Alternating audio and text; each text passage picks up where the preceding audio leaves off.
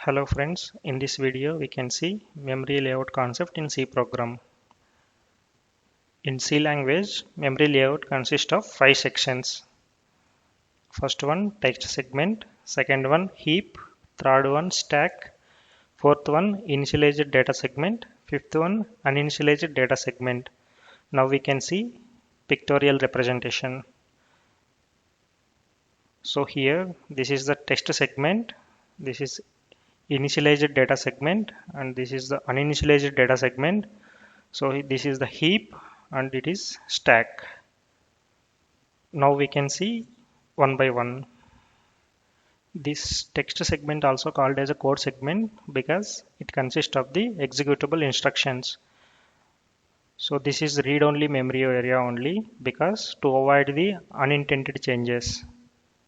Normally this text segment can be placed below the heap or stack to avoid the stack or heap overflows. And next one is data segment. So here data segment, initialized data segment, and another one is uninitialized data segment. Normally global variables or static variables or external variables will store in this memory area sections.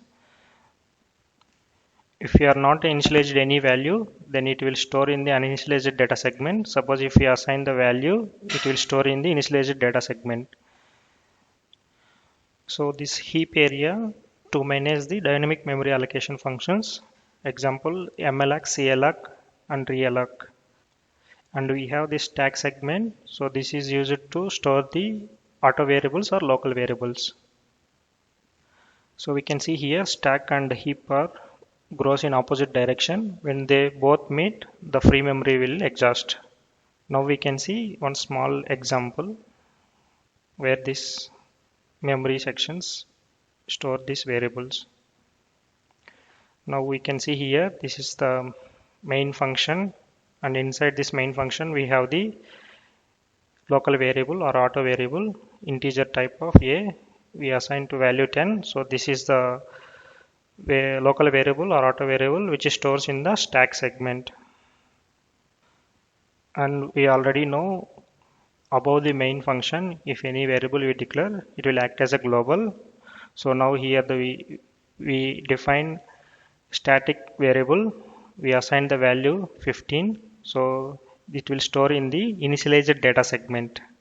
Variable, the b value we assign to 15, so it is stored in the initialized data segment here. And we have another global variable integer type c. So this is not initialized any value, so it will store in the uninitialized data segment here, friends. And now we have the dynamic memory allocation functions malloc, realloc and free. So is stored in actually the heap area. So this is the heap area. That's all, friends. If you like the content, please subscribe, share and like the videos. And thanks for watching.